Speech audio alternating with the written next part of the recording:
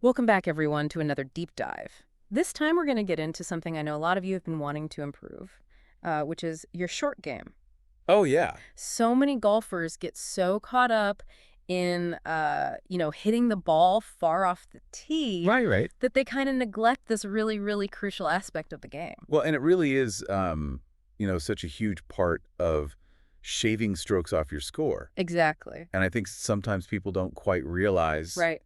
the impact it can have. Yeah, you sent over some really interesting research on this. Mm-hmm. And one stat that really jumped out at me is that even PGA Tour players attribute about 65% Wow. of their success to shots within 100 yards of the green. Yeah, it's amazing, isn't That's it? a huge number. Yeah, it really highlights how important it is Yeah. to master those finesse shots and really get a feel for that area of the game. So we're not just talking about like hitting a good chip or making a putt here. It's like Right. this whole ecosystem of skills that all come together It really is, yeah. within this relatively small radius around the green. Exactly. Yeah. And the fascinating thing is it's not just about technique. Yep. It's about strategy Uh-huh. and the mental game. Yeah, so much of it. Yeah, absolutely. Seems to be about feel and touch and like reading the green and Right. almost like this intuition. Absolutely. It's like solving a mini puzzle before Yeah. you even take the shot. So let's dive into some of the specifics now. Okay, sounds good. One of the things that caught my eye in the research you sent over was this idea of a clock system for pitching. Oh, yeah. That's a great visual tool. It's a visual analogy that's supposed to help simplify distance control. Mm-hmm. And I'm all about visuals because they really help me understand and remember things. Yeah, absolutely. So can you walk us through how that clock system works? Yeah, sure. So basically imagine your backswing as like the hand on the clock. Okay. So like a 7:30 a.m. swing is going to be a shorter swing. Got it. A 9:00 a.m. swing is a bit longer. Uh-huh. And an 11:30 a.m. swing is your longest swing. Okay, I'm picturing it. And the idea is to pair those swings with different wedges. Okay. So your 48, 52, 56, or 60-degree wedge. Yeah. And that helps you control the distance. So if I want to hit the ball, say, 40 meters, Yeah. I could use my 52-degree wedge with a 9.0 a.m. swing. Right. Or I could use my 60-degree wedge with a shorter 7.3 a.m. swing. Exactly. It gives you multiple options for achieving the same distance. So it's almost like having like a recipe book Right. for precision pitching. Yeah, like a cheat sheet for distance control. Okay, I like that. Yeah, so you're making subtle adjustments to the swing length Mm-hmm. and then factoring in your club choice. Yeah. But the beauty of this system is your core short game motion remains consistent. Oh, so I'm not like changing my whole swing? No, you're just fine-tuning it Okay. based on the situation. Gotcha. And the source you sent also mentioned the importance of things like grip and head alignment. Oh, absolutely. Those are critical. Now, how much do those seemingly small details really affect my shots? They make a world of difference. Think of it this way. Would a chef use a dull knife That's a good point. to create a masterpiece? Right. No, they need the right tools for the job. Yeah. And it's the same with golf. Okay. Those little adjustments in your grip and alignment Okay. can dramatically improve your accuracy and consistency. Okay. So we've got the swing down. Right. But what about other factors that can come into play in the short game? Well, there's spin control, Okay. lie evaluation, trajectory management, and Us. green reading. All right. So a lot of factors beyond Yeah, it's more than just hitting the ball. just mechanics. Exactly. Yeah. It's about understanding how all these elements work together. Yeah. So let's break down spin control first. Okay. What exactly does it mean? So spin control is all about manipulating the ball's behavior Mm-hmm. once it hits the green. Okay. Different lofted clubs Yeah. create different amounts of spin, Okay. and that influences how quickly the ball stops. So I'm not just trying to get it on the green. I'm Not trying wrong. to control where it lands Exactly. and how it reacts. It's about having that touch and finesse. Got it. So if I can control the spin, Yeah, I can get the ball to stop closer to the pin. absolutely, even on fast greens. That makes sense. Okay, what about lie evaluation? It's a lie evaluation. Is that just about figuring out if my ball's in the fairway or the rough? Well, it's more than just the location. Okay. It's about assessing the ball's position. Mm-hmm. Is it sitting up in the rough? Is it nestled down? Right. Is it on a downslope or an upslope? Yeah. And then you adjust your club selection and swing accordingly. So if my ball is buried in like thick rough, Right. I can't just use the same club and swing. Exactly. You'd need a club with more loft Okay. and bounce Yeah. to get that ball up and out. Got it. This is getting really interesting. Yeah, there's a lot to consider. What about trajectory management? Okay, yeah. So I feel like that's a skill I've never really focused on before. Well, think of yourself as like the architect of your ball's flight. Okay. By adjusting your club face angle Mm-hmm. and your hand position, Okay. you can hit high, soft shots that land gently Right. or low, piercing shots that cut through the wind. So it's about choosing the right trajectory Exactly. and then using my technique to make it happen. Yeah, you got it. All right, what about green reading? Oh, green reading is so crucial. Yeah. It's like deciphering a secret code. Yeah. You're trying to anticipate how the ball will break Right. based on the green slope, the speed, even the grain. Yeah, it's like a mini game within the game. Exactly. Yeah. It's all about observation and prediction. So we've talked about the mechanics of swinging and all these other factors like spin and lie and trajectory. Right. But what about strategy? Okay, so strategy-wise. Like, how do I plan my approach based on distance?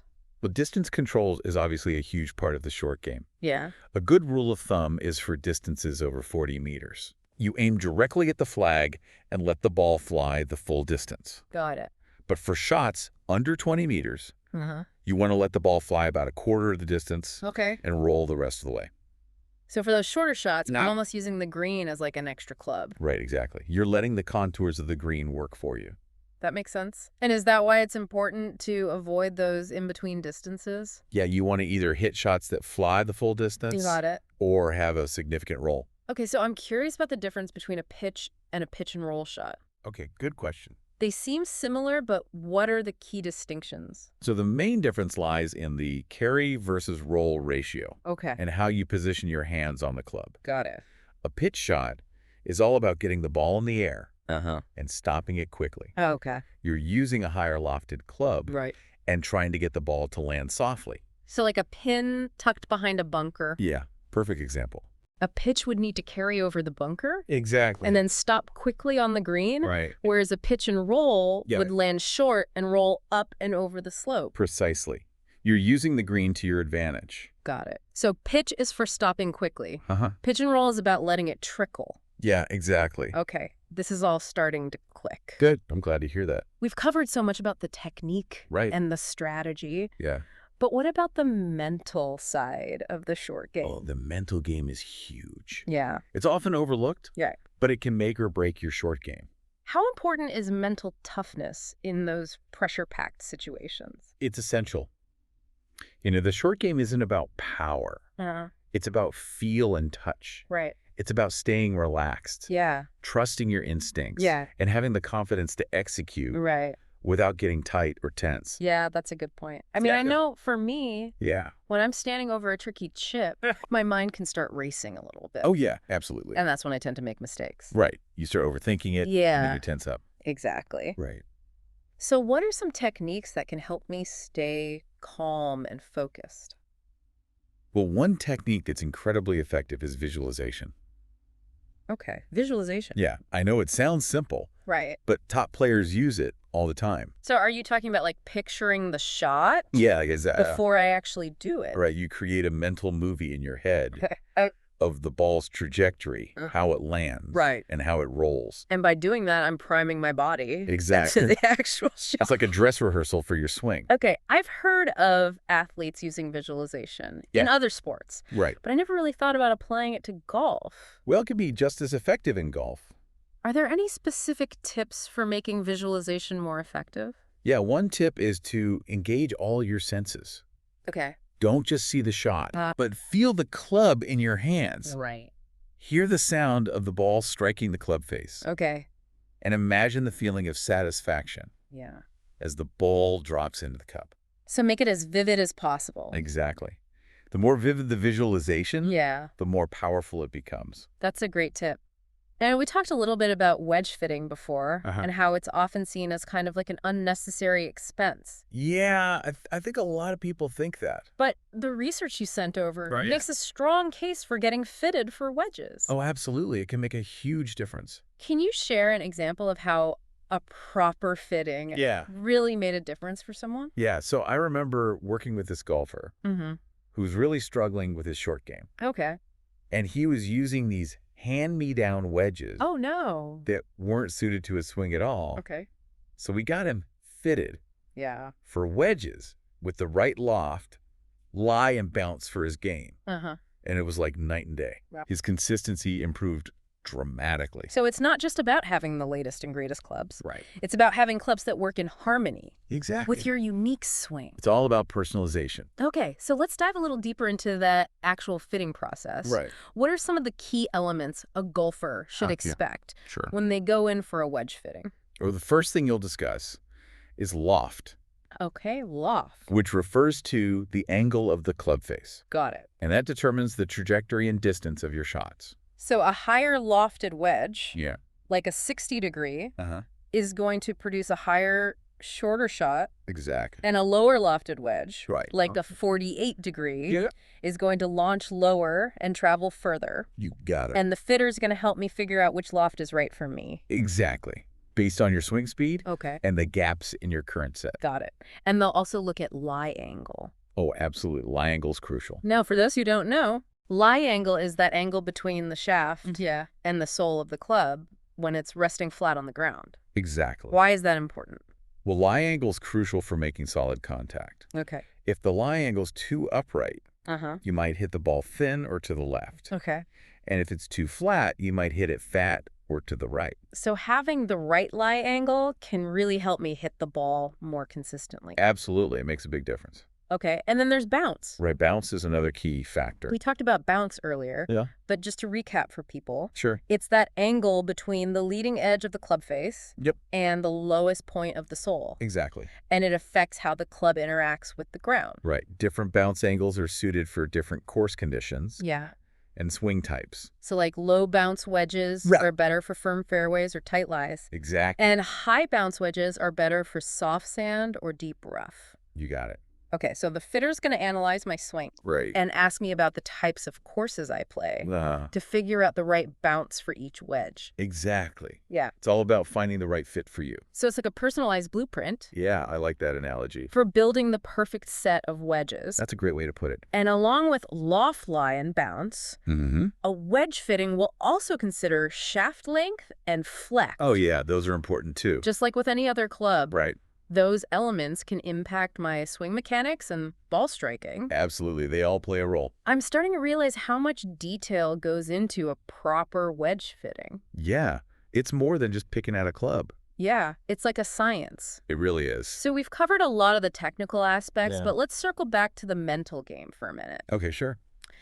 We talked about visualization earlier. Right. But are there any other techniques I can use Yeah, there are a few others. to stay focused and manage that pressure? Well, one technique that can be really helpful is to focus on your breathing. My breathing. Yeah, when you feel tense or anxious, Mm-hmm. just take a few deep breaths in through your nose and out through your mouth. So it's like hitting a pause button Exactly. on all that mental chatter Right. It helps you to reset. refocus. Exactly. Okay, and is there anything else? Yeah. Another helpful technique is to shift your focus Okay. from the outcome to the process. What do you mean by that? So instead of worrying about whether you'll make the shot or what your score is, Right. just direct your attention Okay. to the task at hand. So instead of thinking, I need to sink this putt to save par, Right. I should be thinking about my grip, Exactly. my stance, Uh-huh. and making a smooth stroke. Exactly. You're taking the pressure off Yeah. and letting your body do what it's trained to do. It's about trusting my swing Right. and letting go of the need to control the outcome. That's the key.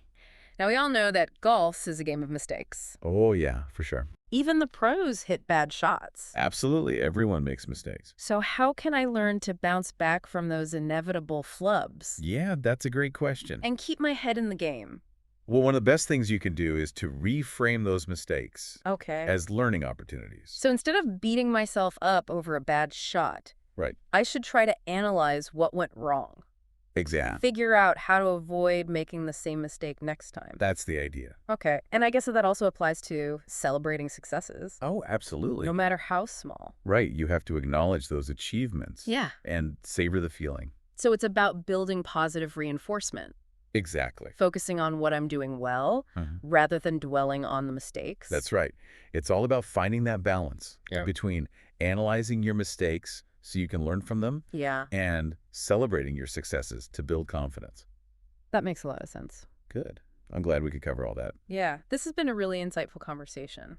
I agree. I feel like I'm already starting to see the short game Uh-huh. in a whole new light. That's great to hear. It's amazing how much there is to discover It really is. about this often overlooked part of the game. Yeah, it's a hidden gem. So as we wrap up this first part of our deep dive into the short game, Yeah. is there one final piece of wisdom Sure. you'd like to leave our listeners with? I would say this. Embrace the challenge of the short game. Embrace the challenge. Yeah, don't shy away from those tricky shots around the green. Okay. Experiment practice. Uh-huh. And never stop learning. Right. It's in those moments of challenge Yeah. that you'll truly discover the magic of the short game. That's a great point. It's not always easy, No, it's not. but the rewards are definitely worth the effort. Absolutely. And remember, the journey to short game mastery is ongoing. Right. Keep practicing. Yeah. Keep experimenting. Uh-huh. And most importantly, Okay. keep having fun out there on the course. That's great advice. We're going to take a quick break. It sounds good. But when we come back, we'll continue our deep dive Looking forward to it. into the art of the short game. All right. Stay with us. Okay. So before the break, we were talking about how the mental game can really make or break your short game. Oh, yeah, for sure. It's so easy to get in your own head, Right. especially when you're facing a tricky shot. Absolutely.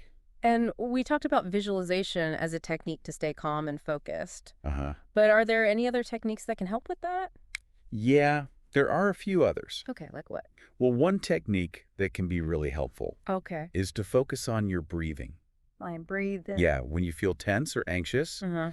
just take a few deep breaths Okay. in through your nose and out through your mouth. So it's like hitting a pause button Exactly. on all that mental chatter. Right. It helps you reset. Refocus. Exactly. Okay, and is anything else? Yeah, another helpful technique is to shift your focus from the outcome to the process. What do you mean by that? So instead of worrying about whether you'll make the shot Uh-huh. or what your score is, Right. just direct your attention Okay. to the task at hand. So instead of thinking, I need to sink this putt to save par, Right. I should be thinking about my grip, Exactly. my stance, Okay. and making a smooth stroke. Exactly. You're taking the pressure off Yeah. and letting your body do what it's trained to do. It's about trusting my swing Right. and letting go of the need to control the outcome. That's the key. Now, we all know that golf is a game of mistakes. Oh, yeah, for sure. Even the pros hit bad shots. Absolutely everyone makes mistakes. So how can I learn to bounce back from those inevitable flubs Yeah, that's a great question. and keep my head in the game? Well, one of the best things you can do is to reframe those mistakes Okay. as learning opportunities. So instead of beating myself up over a bad shot, Right. I should try to analyze what went wrong and figure out how to avoid making the same mistake next time. That's the idea. Okay. And I guess that also applies to celebrating successes. Oh, absolutely. No matter how small. Right. You have to acknowledge those achievements and savor the feeling. So it's about building positive reinforcement, Yes. focusing on what I'm doing well Uh-huh. rather than dwelling on the mistakes. That's right. It's all about finding that balance Okay. between analyzing your mistakes so you can learn from them Yeah. and celebrating your successes to build confidence. That makes a lot of sense. Good. I'm glad we could cover all that. Wow. We've covered so much ground already. We have. From the mechanics of the short game to the mental strategies and even the equipment side of things. Right. I feel like I'm starting to see the short game in a Yeah. whole new light. It's like peeling back the layers of an onion, Yeah. revealing all the complexity and nuance underneath. Exactly. And speaking of nuance, are there any like advanced techniques that can really take my short game to the next level? Oh, yeah, definitely. But what? Well, one of the things that separates good short game players from great ones Okay. is the ability to manipulate ball flight. Oh, yeah. I've always been fascinated by how the pros can shape their shots, Right. hitting fades and draws with such precision. Yeah, it's impressive. Is that something that an average golfer can learn? Absolutely. It just takes practice. Okay, so how do you actually do it? Well, manipulating ball flight involves adjusting Okay. your club face angle, Yeah. your swing path, and your grip Okay. to influence the trajectory and curve of your shots. So it sounds complicated. It can be a bit tricky at first, Yeah. but with practice, you can really start to control the ball. So if I wanted to hit a fade, Yeah. I would open the club face slightly Uh-huh. and swing along a path that's a bit more to the left of my target. That's the general idea, yeah. And for a draw, I would do the opposite. Exactly. Close the club face Okay. and swing more to the right. And mastering those techniques lets me shape my shots Right. to fit the contours of the course and avoid obstacles. Exactly. It gives you so much more control. That's cool. What about spin loft? Spin loft. Yeah, I've heard that term thrown around, but I'm not really sure what it means. So the spin loft refers to the amount of backspin that you impart on the ball, Right. which affects its trajectory and how quickly it stops on the green. So a high spin loft means the ball's going to fly higher Right. and stop more abruptly. Exactly. And a lower spin loft means a lower trajectory and more roll. You got it. Okay. And understanding spin loft is important for those delicate shots Oh, absolutely. on the green. Yeah, like let's say you have a downhill chip Okay. with a pin tucked close to the edge. You'd probably want to use a lower spin loft Right. to prevent the ball from rolling too far past the hole. But if I'm hitting a shot over a bunker onto a firm green, I want a higher spin loft. Exactly, to stop the ball quickly. Got it. So spin loft gives me that extra level of control Precisely. to fine-tune my shots. Yeah, you can really dial in those short game shots. Okay, now let's go back to the mental game for a minute. Okay, sure. We talked about visualization and breathing techniques, but is there anything else I can do to prepare mentally? Well, one thing that could be really helpful Okay. is to develop a pre-shot routine. A pre-shot routine. Yeah. What's that? So it's basically a series of actions Okay. that you perform before every shot to get both your mind and body ready. So what kind of actions are we talking about? Well, it could be things like visualizing the shot, Okay. taking a few practice swings, Right. aligning your body to the target. So it's like a ritual that helps me get in the zone Exactly. and focus on the shot. Right. And the key is to find a routine that works for you Okay. and then stick to it consistently. So by following a pre-shot routine, I'm minimizing distractions and allowing myself to execute. Exactly. It helps you stay focused and confident. Wow. This has been an incredible deep dive It has been fun. into the world of the short game. Yeah, we've covered a lot. I feel like I've learned so much. Good. I'm glad to hear that. And I'm excited to put all this knowledge into practice. That's what it's all about. So as we wrap up, Okay. what's one final piece of wisdom you'd like to leave our listeners with? I would say embrace the challenge of the short game. Embrace the challenge. Yeah, don't be afraid to try new things. Yeah. Don't shy away from those tricky shots around the green. Right. Experiment, practice, and never stop learning. Okay. It's in those moments of challenge that you'll truly discover the magic of the short game. That's a great point. And remember, the journey to short game mastery is ongoing. Right. It's a process. Yeah. It's not a destination. Exactly. So keep practicing, keep experimenting, and most importantly, keep having fun out there. Well, that's it for our deep dive into the art of the short game. It was a good one. We hope you enjoyed it and learned a few things along the way. Me too. Until next time, happy golfing, everyone. See ya.